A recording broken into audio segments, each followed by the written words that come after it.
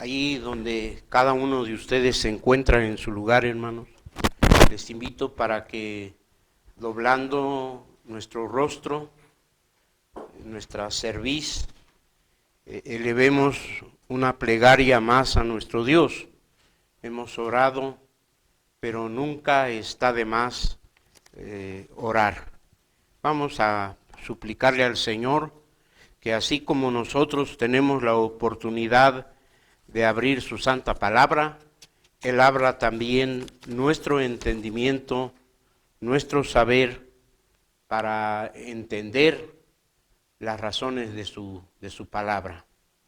Eterno Dios y amante Padre que estás en los cielos, en la tierra y en todo lugar, nos acercamos ante tu divina presencia para ofrecerte la gratitud que hay en nuestro ser por tantas y tantas bondades que tienes para con nosotros.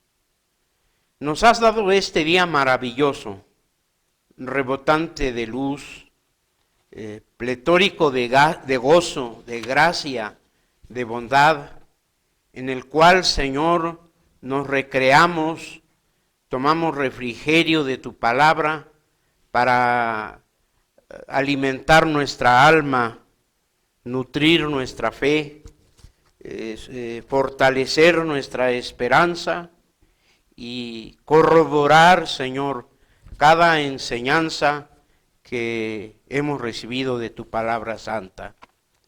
Habla tú, Señor, a nuestro corazón. Permite que en este instante nuestra mente se pueda saber despejada de todo obstáculo, de todo aquello que pudiera interrumpir nuestra relación contigo y ocuparnos, oh Dios de bondad, solamente en lo que tú quieres que sepamos de tu palabra. Imploramos tus misericordias, tus bondades, tu amor, tu bendición, en el nombre supremo de Jesucristo, nuestro Salvador, nuestro Dios y buen Señor. Amén. Hoy es un día, amados hermanos, de fiesta muy especial. Un día lleno de felicidad. Bueno, en el matrimonio de nuestros hermanos Flores Rentería, porque están celebrando sus bodas de plata. Y eso es motivo de sumo gozo, hermanos. En ese peregrinar, en ese andar de todos los días, ha habido muchas cosas, de todas, buenas, malas, altas, bajas, dolor, gozo, sufrimiento, y todas estas son motivos de gratitud a Dios. En nuestra vida familiar, créanlo que también hay motivos de sumo gozo, de profunda gratitud a nuestro Dios. Las razones son abundantes. El día viernes, para el día viernes pasado, la Unión de Sociedades Femeniles del Presbiterio del Occidente de México había organizado un concurso del conocimiento del catecismo infantil a nivel zona, y en él las hijas de Citlali, nuestras nietas, tomaban parte por segunda vez, y nuestra nieta, la más pequeña, obtuvo el primer lugar a nivel zona del conocimiento del catecismo. Íbamos en el carro de regreso a casa, en el carro de ellas, y lo iban repasando entre ellas a manera de juegos. Y en algún momento quise intervenir, me dijeron, no, abuelito, eso no es así. Sí es así, así es. No. Y me dice mi nieta, la más pequeña, ¿vas a saber tú, más que yo, que conozco el catecismo al revés y al derecho? Bueno, pues ya ni modo, ¿qué más me queda, verdad? No solo me cayó la boca, me llenó de gozo porque por el interés permanente de conocer la doctrina que profesamos, hermanos. Pero aunado a todo esto, yo no quisiera hablar de todo esto, quiero hacer saber que hoy es un día de fiesta, es un día domingo especial. No sé si alguien sabe por qué este domingo es especial. Para nuestros hermanos Rentería, Flores Rentería es especial. Ya dije por qué, para nosotros es especial. Para alguno de ustedes tendrá alguna razón por qué es especial. Pero para toda la iglesia, ¿por qué es un domingo especial, hermanos? Porque es el domingo de comunión universal. Un domingo especial, día de comunión universal.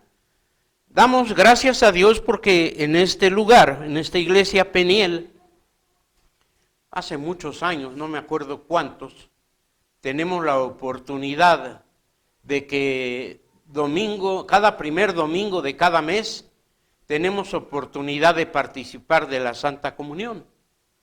Y cuando alguna vez, por no sé qué razón o circunstancia esto no fue posible, sentí que algo me hacía falta a mí como pastor de manera personal, no sé a ustedes. Pero esto es rarísimo.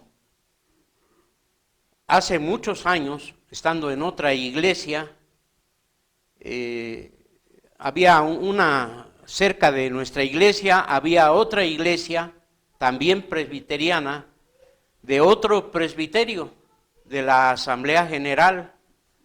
Y luego nos veíamos, el pastor de aquella iglesia y yo, nos llegábamos a ver en la calle de manera fortuita.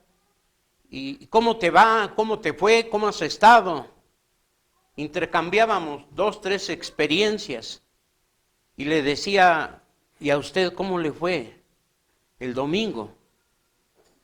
Pues es como todos los domingos, me decía. No, pero el domingo que pasó fue un domingo especial, hermano. ¿Por qué? ¿Qué tuvo de especial? Le digo, es que fue el día de comunión universal. ¿Cómo? Yo no sabía eso, dice. Y el hermano, creo que tenía en aquel momento, ahora ya no está en la tierra, en aquel momento tenía, yo creo, más del doble de edad física que la mía. Obviamente que ministerialmente también tenía muchos años más. Y me pedía, a ver, ¿cuándo me explicas cómo está lo de la comunión universal? No sería raro que algún hermano desconociera o le pareciera un misterio o un día desconocido o el porqué de la comunión universal. Ojalá que para nosotros no lo sea, hermanos, porque estaríamos celebrando la comunión de manera mecánica y esto no es ninguna gracia. Tiene un propósito, un objetivo. Ya en la época del apóstol San Pablo, leemos en 1 Corintios capítulo 11, el versículo 20, que dice ¿cómo?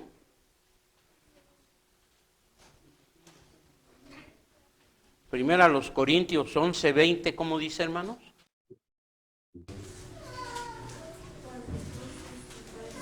Cuando pues os juntéis o juntáis en uno, esto no es comer la cena del Señor. Bueno, el hermano ya se cansó. ¿Alguien quiere seguir, pero que lo oigamos todos, hermanos? Cuando pues os juntáis en uno, esto no es comer la cena del Señor, porque cada uno toma antes para comer su propia cena, y el uno tiene hambre y el otro está embriagado. Embriagado, sí.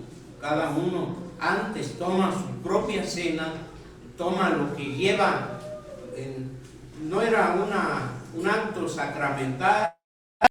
sino era un ágape, lo que se le da por decir ahora una cena de traje. Cada quien comía lo que llevaba. Y había quienes llevaban en abundancia y había quienes llevaban en escasez, y tal vez habría quienes no llevaban nada. Y cuando llegaba el momento de bendecir el pan, de tomar el sacramento, algunos estaban, ¿cómo? Estaban hartos, muy satisfechos de la cena, saciados. En cambio otros estaban embriagados, borrachos. Y dice Pablo, esto no es comer la cena del Señor. ¿Cómo surgió el día de la Santa Comunión, hermanos? Obviamente fue después del movimiento de la Reforma. Durante el tiempo de la Reforma se establecieron ciertos mitos, rituales que se le añadieron como escoria al sacramento de la Santa Comunión.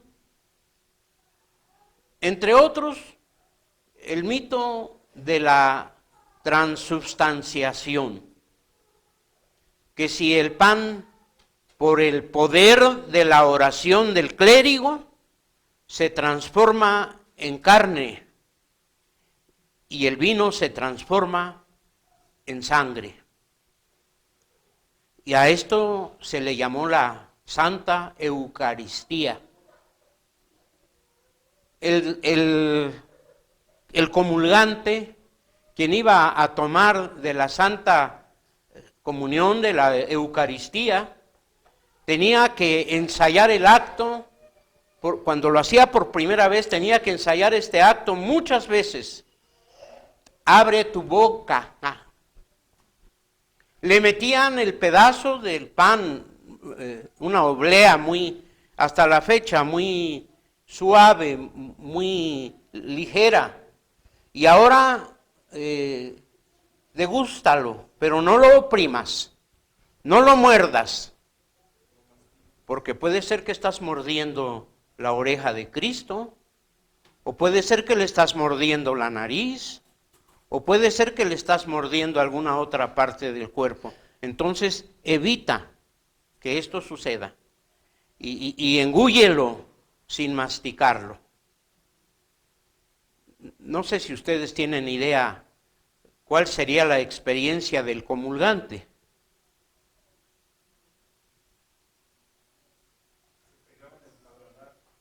Sí, se pegaba en el paladar, pero además de esto, hacían que el comulgante se sintiera un caníbal, porque estaba comiendo, ¿qué? El cuerpo de Cristo, literalmente el cuerpo de Cristo. Hay por allí un documental donde entrevistan en la plaza de Roma a gente que va allá a comulgar especialmente, y le preguntan, oiga, ¿y usted tomó la Eucaristía? A varias personas, y la mayoría contesta con toda seguridad, sí. ¿Y sabe usted qué es la Eucaristía? Sí, es el cuerpo de Cristo. ¿Y tomó usted el cuerpo de Cristo? Sí. ¿Y qué cosa es? Es la carne. ¿Y vio usted que tenía color de carne? No. ¿Olía a carne? No. ¿Sabía a carne? Tampoco. Entonces, ¿cómo sabe qué es el cuerpo de Cristo? Es que así el Santo Padre nos los ha enseñado. Ante estas circunstancias había que corregir estas y una serie de mentiras. Otra mentira era, por ejemplo, no sé, ustedes en la vida habrán visto algún clérigo de la Iglesia romana que lleve sobre su labio superior bigotes. No, ¿verdad? No. ¿Saben por qué? No, porque cuando alguien llevaba bigotes y bebía la copa, que no es una copa chiquita, ni siquiera como esto, es una copa grande el cáliz, cada cosita que se usa ahí, desde el trapito con que se limpia la copa, todo tiene un significado y un nombre. Cuando el clérigo se empinaba la copa, le quedaban los bigotes escurridos de vino, de la bebida que tomaba, que no era precisamente jugo de uva. Casi siempre es alguna bebida embriagante hasta la fecha. Y era acusado de vampirismo, porque llevaba en sus bigotes sangre de Cristo. Y cuando algún clérigo era acusado de este delito, lo más seguro era que la Santa Inquisición tenía que juzgarlo. Por todas estas razones y muchas más, se instituyó en los días postreros a la Reforma el día de la comunión, que hoy nosotros conocemos así como el día de comunión, ¿qué? Universal. A veces le llamamos día de Santa Comunión, a veces le llamamos a este mismo acto Santa Cena, pero hoy quiero invitarles para que consideremos este acto como lo que declaramos en la declaración que hacemos públicamente en el credo que recitamos previo a la participación de la Santa Comunión. Dice, y creo en ¿qué? Creo en que Jesucristo fue crucificado, muerto, resucitó al tercer día, subió al cielo, está sentado a la diestra de Dios Padre Todopoderoso, y desde allí vendrá al fin a juzgar a los vivos y a los muertos. Creo, ¿qué más? En el Espíritu Santo. Creo en la Santa Iglesia Universal. Y creo, a ver hermanos, con toda confianza, sin miedo. Si alguien no cree todo esto, no lo diga, no hay ningún problema, no se acaba el mundo por ello. ¿Cree usted en la comunión de los santos?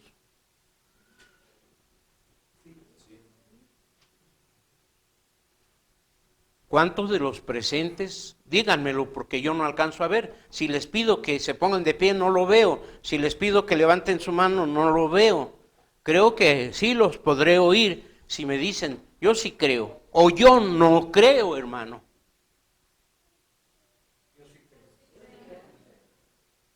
Bueno, creo que la mayoría que me contestaron están de mi lado derecho. No sé, de mi lado izquierdo, ¿alguien cree o no cree en la comunión de los santos? Bueno, entre los presentes, alguien que no se vea comprometido y que me pudiera decir, pastor, es que yo no creo en la comunión de los santos. No sé qué es eso, no me lo han explicado, no lo he entendido. ¿Qué sucede? Ahora, lo creo porque lo vivo, lo creo porque es una cláusula del credo apostólico, lo creo porque está enseñado en la palabra de Dios, lo creo porque no tengo alternativa. ¿Qué es lo que pasa?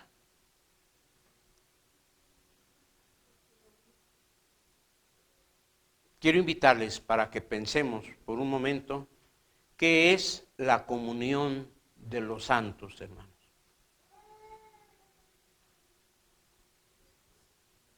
¿Qué es la comunión? Usted que cree en la comunión de los santos, ¿qué es la comunión de los santos?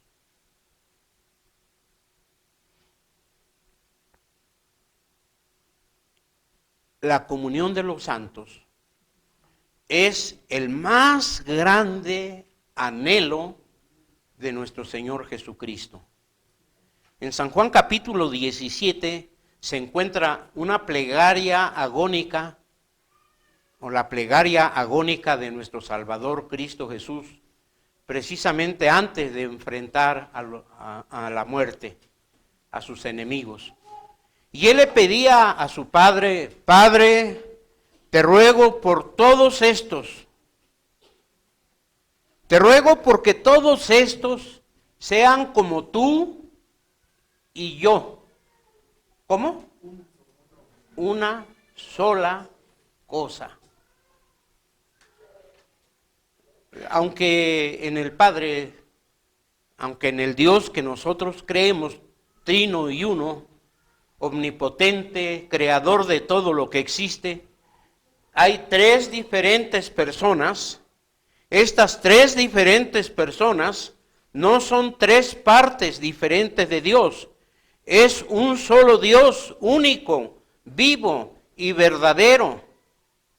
Así existen desde el principio, así son, y así seguirán siendo hasta el día de la eternidad. Hemos estudiado en la escuela dominical recientemente que cuando Dios envió a Moisés a Egipto a decirle a Faraón: deja salir a mi pueblo, Moisés se preocupaba y decía: bueno, y si me preguntan de parte de quién voy, ¿qué les digo? Yo soy. Y eso quiere decir el que vive para siempre jamás.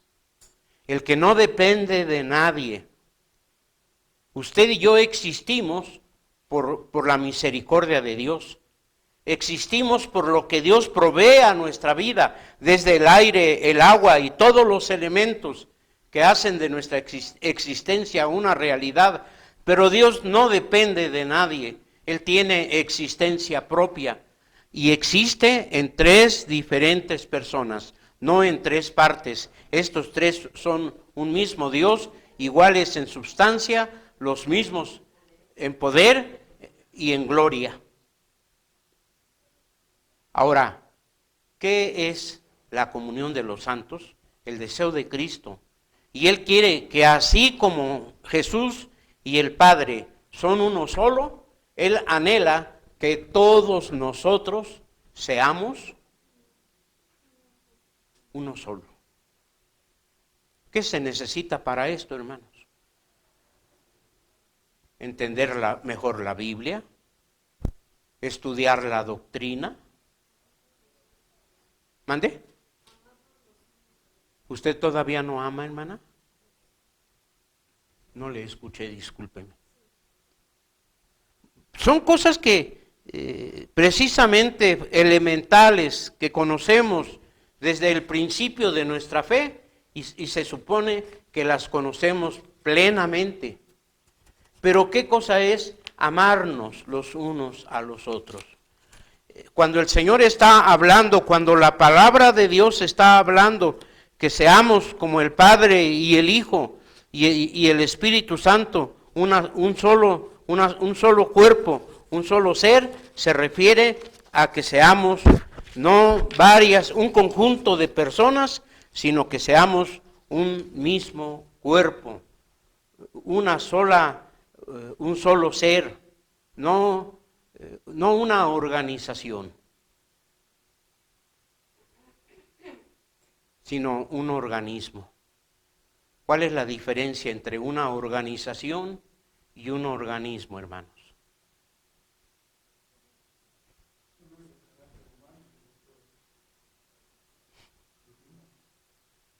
Pues puede ser que las dos cosas sean de carácter humano.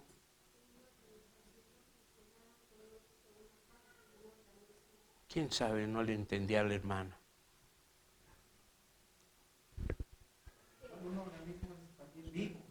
Sí, pero un organismo, por ejemplo, puede ser un equipo de fútbol.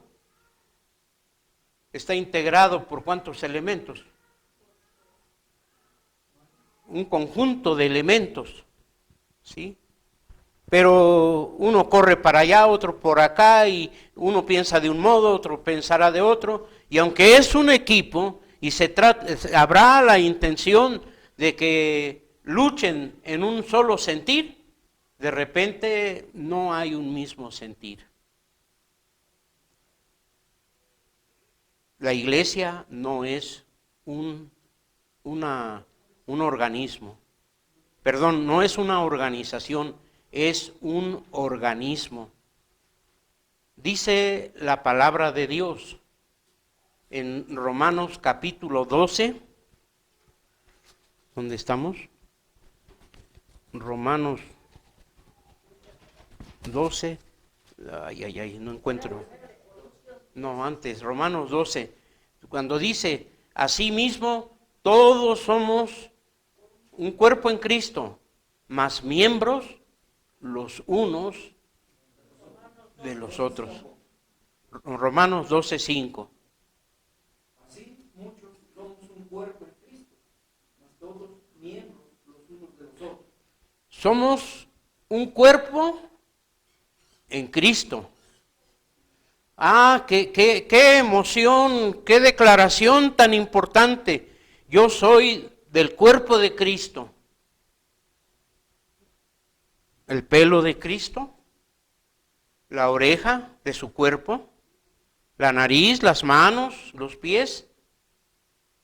Hace años les decía a un grupo de jóvenes en una que pretendían ser una sociedad de esfuerzo cristiano, hermanos, confórmense con llegar a ser el dedo más pequeño del cuerpo de Cristo, porque tiene una función. Yo no sabía, por ejemplo, para qué sirven los dedos de los pies. ¿Para qué sirven, hermanos? Hasta que un día supe que había un joven en una iglesia y fui a visitarlo. Y supe que estaba enfermo, fui a visitarlo. Estaba solo en ese momento y se levantó del sillón donde estaba sentado y con mucha dificultad, agarrándose de la pared, fue hasta la puerta y quejándose con mucho dolor me dijo, pastor, pásele. Oye, pues ¿qué te pasa? No lo sé, pastor, pero me duelen los dedos de los pies y eso no me permite caminar. Yo pensé que los dedos de los pies estaban como complemento. Y así como los dedos de los pies, ¿cuántas cosas de nuestro cuerpo creemos que son un complemento, hermanos? En la iglesia, ¿cuántos miembros se considerarán un complemento de la iglesia? ¿Cuántos, hermanos? Es decir, estar de lujo. O sí soy parte de la iglesia, pero no soy un miembro importante. O sí soy miembro importante más que todos los demás, pero no tengo por qué sobresalir entre los demás. Yo tengo mi propia función y nos consideramos en un carácter personalizado y no miembros los unos de los otros. Ahora, nuestro cuerpo, ¿saben cómo empieza a formarse, hermanos? ¿Cómo empieza a crecer?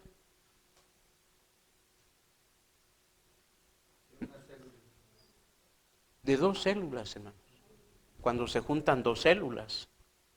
Luego se convierten en 4, luego en 8, luego en 16, luego en 32, luego en 64, luego en 128 y así exponencialmente se van multiplicando hasta que deja de ser una célula y viene a ser algo que si lo tuviéramos en nuestras manos no nos daría gana ni siquiera de tocarlo.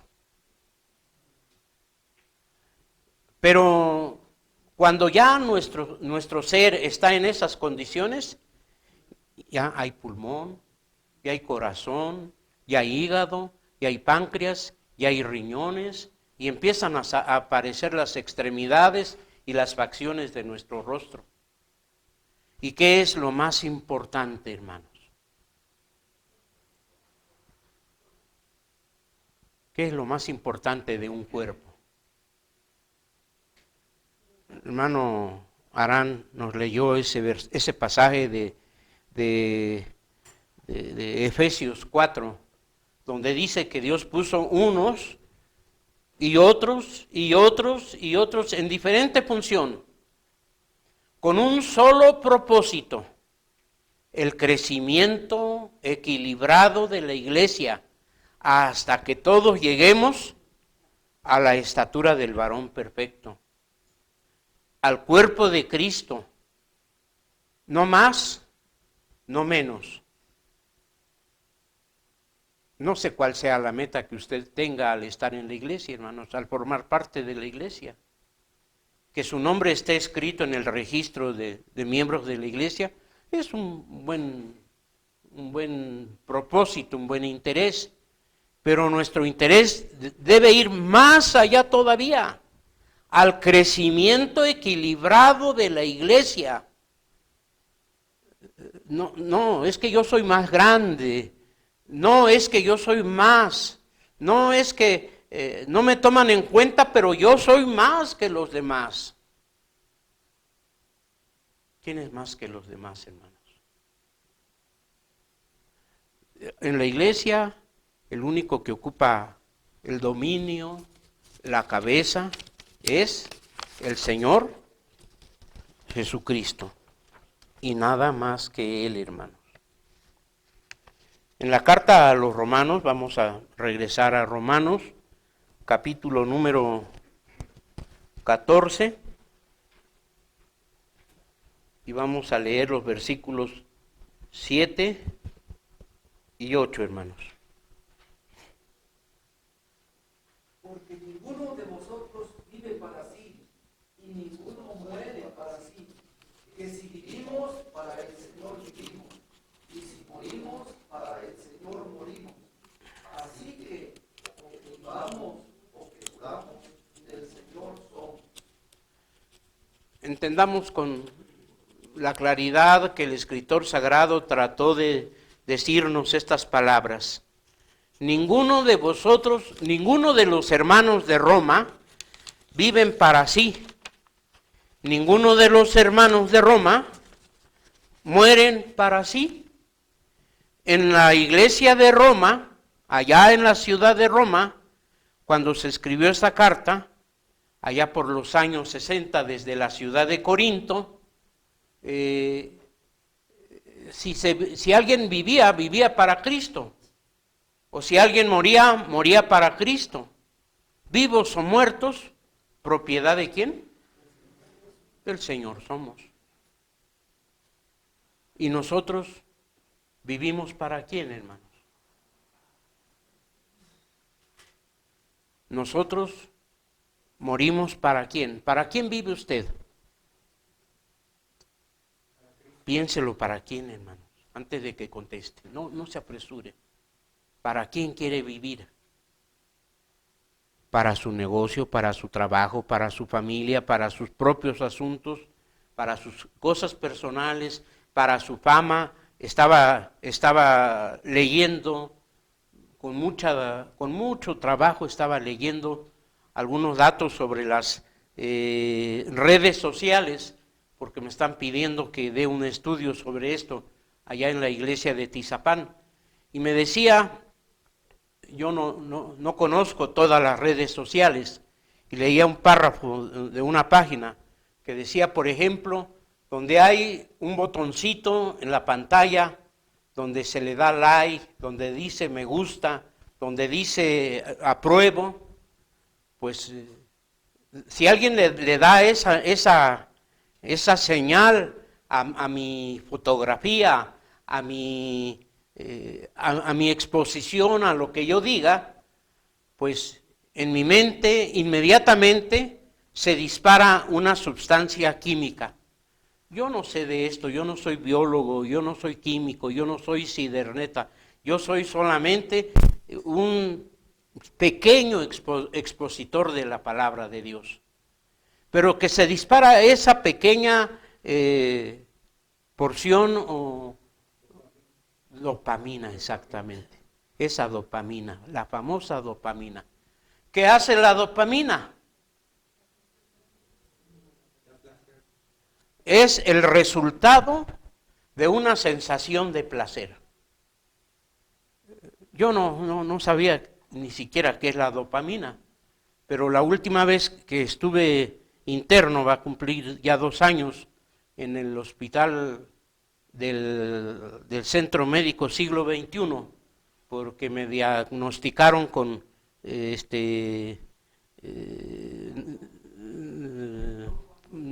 parálisis, algo así de parálisis del pulmón por tromboneumonía.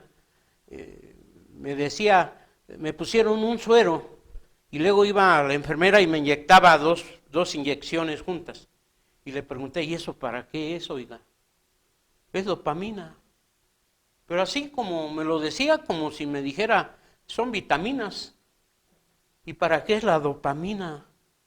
Para que usted esté tranquilo, para que usted esté reposado, para que usted esté placentero. Porque créanlo que el hecho de estar allá dentro del hospital, pues no nos reporta ningún placer. Pero ¿cuántos queremos recurrir a la dopamina y cuántas cosas más que nos hacen sentir grandes, que nos hacen sentir importantes, que nos hacen sentir valiosos, que nos hacen sentir valer más que los demás, hermanos? ¿Cuántas veces queremos recurrir a estos elementos o a elementos semejantes como la dopamina? ¿Saben cómo le llama el divrei coeré, como se autodenomina en hebreo el escritor del libro de Eclesiastés, a la dopamina, hermanos? Le llama a él vanidad de vanidades. La vanidad suprema, la vanidad que se esfuma con facilidad, la vanidad que no tiene en sí ningún valor de ninguna índole. Amados hermanos, quiero invitarles que si el Señor nos da un día para vivir, lo vivamos en plenitud, pero lo vivamos para el Señor. Que nuestra vida no se esfume en balde, que tenga una razón, un sentido, que si vivimos, que vivamos para el Señor. Y si el Señor determina que muramos para el Señor. Porque sepamos esto, que ya sea que vivamos o que muramos, ¿somos qué? Somos propiedad de aquel que nos da la vida, del que formó nuestro cuerpo, del que lo diseñó y del que armó cada pieza en su lugar sin que nada le hiciera falta. Siguiendo en la carta a los Romanos, en el capítulo 14, hermanos, vamos a buscar ahora el versículo número 10, 11, 12 y 13. A ver, ¿quiénes hermanos, hermanas me ayudan a leer, por favor?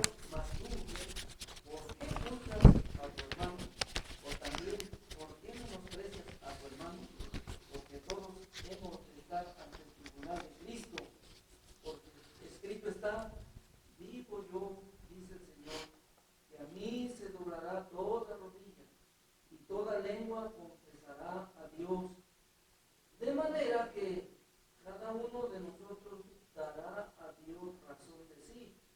Así que no juzguemos más los unos de los otros, antes bien juzgad de no poner tropiezo o escándalo al hermano. Pablo es el que escribe estas letras y las dirige a los hermanos de Roma. Y hay algo significativo en esta carta, hermanos. No sé si ustedes han escrito algún día una carta a algún hermano o a alguna persona la cual ustedes no conozcan.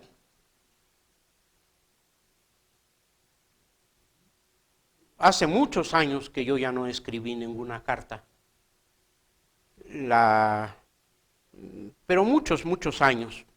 Tengo un paquete grande de correspondencia que intercambié con compañeros, con amistades, con mis familiares, y ahora que no lo escucha mi esposa, con mi novia también. Pero hubo un día en que ya no sentí deseos de escribir, porque aunque me decía un maestro, mira, cuando tengas tiempo o haz un tiempo y escribe una carta a los hermanos de allá de Apatzingán, o a los hermanos de allá de Playa Azul o de Lázaro Cárdenas, por donde algún día intenté hacer obra misionera, o a los hermanos de Uruapan.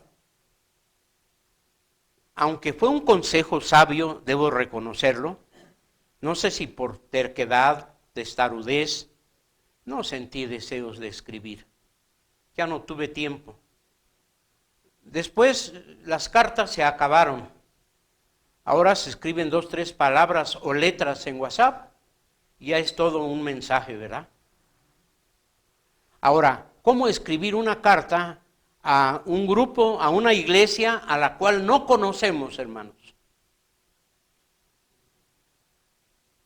Pablo escribió la carta a los romanos desde su segundo viaje de misionero, estando en Corinto y no habiendo servicio postal en ese momento, o no teniendo los elementos para pagar el servicio postal, no había quien llevara la carta, y dijo Febe, pues yo la llevo, yo cargo un buen trozo de cuero, de piel, enrollado, donde estaban escritos 16 capítulos en griego, y Febe, donde tenía que cargar a cuestas, caminaba llevando a su espalda este rollo, y donde tenía que ir en nave, pues viajaba en la embarcación, y así llegó hasta Roma.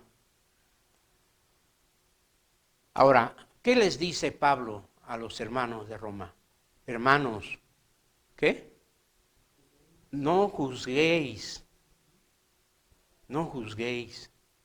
¿Qué le dirían ustedes a una iglesia, a una familia, a un hermano que le escribieran? ¿Qué sería lo más importante, hermanos? Pablo consideró que esto era lo más importante, hermanos de Roma. La iglesia no tenía un nombre específico, como se llama aquí, Peniel. Simplemente hermanos de Roma. No juzguéis. No juzguéis. Somos muy dados a juzgar. Los grandes a los pequeños a los grandes, los iguales a los otros los hombres a las mujeres a los hombres, ahora que se trata de igualdad de género. Pero ¿cuál es el problema al que se expone la iglesia cuando se abusa, cuando se echa mano de este tipo de juicios, hermanos? ¿A qué se expone la iglesia?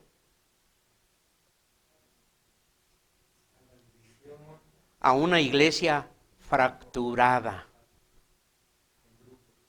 Sí, fracturada. ¿Están ustedes dispuestos a que su iglesia esté fracturada, hermanos? ¿Creen que pueden hacer algo porque su iglesia no se fracture, por evitar la fractura de su iglesia? ¿Cuándo se puede empezar a evitar la fractura de la iglesia? Pablo habla a los romanos y habla del grave peligro del juicio no propio o impropio, porque Dios es el que juzga, dice. El Señor Jesús habla del abuso de ese juicio, cuando habla diciendo que si alguien juzga, está en Mateo capítulo ya no me acuerdo, pero aquí lo tengo escrito, 18:6, que les dice, si alguno de esos pequeñitos, Mateo 6:18, si alguno de estos pequeñitos, dice, escandalizare. Alguno de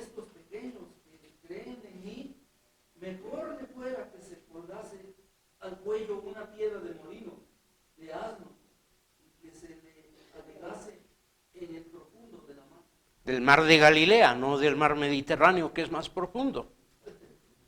Nada más al mar de Galilea, cerca de donde estaba hablando Jesús. Pero está hablando de los niños. A ver, mocoso, vete para allá porque vas a ensuciar al maestro.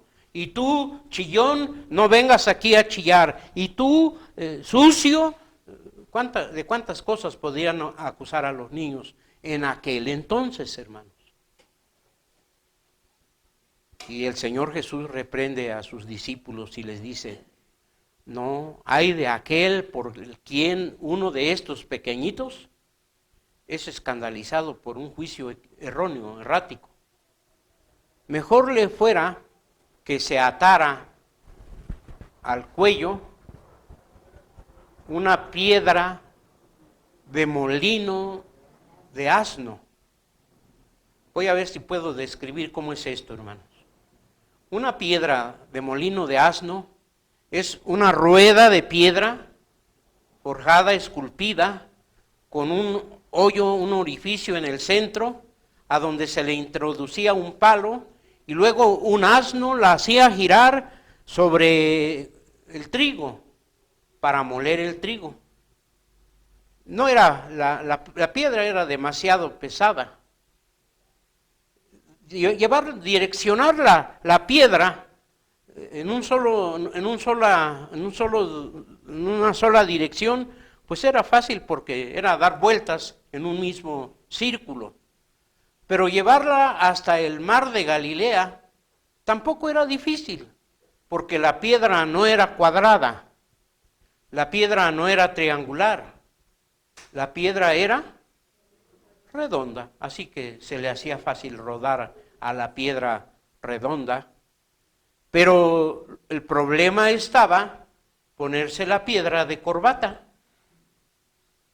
atar un extremo de una cuerda a la piedra y el otro extremo al cuello. Y una vez encarrerada la piedra, ir corriendo detrás de la piedra, ir a parar al fondo del mar de Galilea. Dice, mejor le fuera hacer esto que antes escandalizar a uno de estos mis hermanos pequeñitos. Ahora, no se trata solo de los niños carnales, sino hay dos clases de niños, los niños en la fe y los niños en la carne. ¿Cuáles son más escandalizados aquí, hermano? ¿Los niños en la fe o los niños en la carne?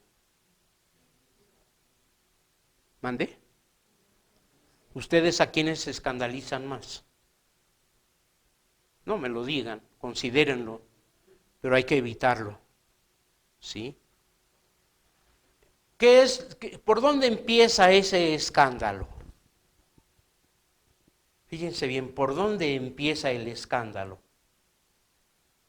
Por algo que el Señor no hubiera querido que se hiciera escándalo, como es la Santa Comunión. Que se comiera el pan, que se bebiera la copa en memoria del Señor Jesús. Pero allá por el año 65 en la iglesia de los Corintios se juntaban para tomar la Santa Comunión. Y unos estaban hartos, otros estaban embriagados. Y Pablo tiene que reprenderles y decirle, bueno, si alguien tiene hambre, pues que se vaya, que coma en su casa antes. Y después ya venga y juntos tomen la Santa Comunión. ¿Qué es la comunión de los santos? Es la armonía que debe prevalecer como cuerpo del Señor en la iglesia de Cristo. Un cuerpo que está en continuo crecimiento. ¿Hasta cuándo? Hasta alcanzar la plenitud de Cristo. Hasta que lleguemos a la estatura del varón perfecto. Hasta que el Señor aparezca, el lucero aparezca en nuestra vida, habremos alcanzado la plenitud. Entonces ya no habrá necesidad de crecer más, porque seremos como Él es, porque le veremos como Él es, porque estaremos y le veremos cara a cara. Mientras tanto, hermanos, esto no acontezca, tenemos la necesidad de estar creciendo en el conocimiento, en la sabiduría, en la comunión, en las relaciones, en la liga. Imagínense un cuerpo donde sus miembros no están bien ligados. Por la deficiencia de mi vista, hace como un mes, yo creo, sufrí un accidente, me caí ahí en Temuaya, de más de 1 metro de alto, no era mucha la altura. Pero cómo me dolió ese golpe. Todavía, hermanos, a veces me acuesto, muevo este brazo y acá donde se une al cuerpo, el hueso me duele. Un hueso me duele. ¿Creen ustedes que un reino dividido contra sí mismo puede prevalecer? Este es un reino, hermanos. Pero no es cualquier reino. ¿Cuál reino es? Es el reino de Dios de los cielos.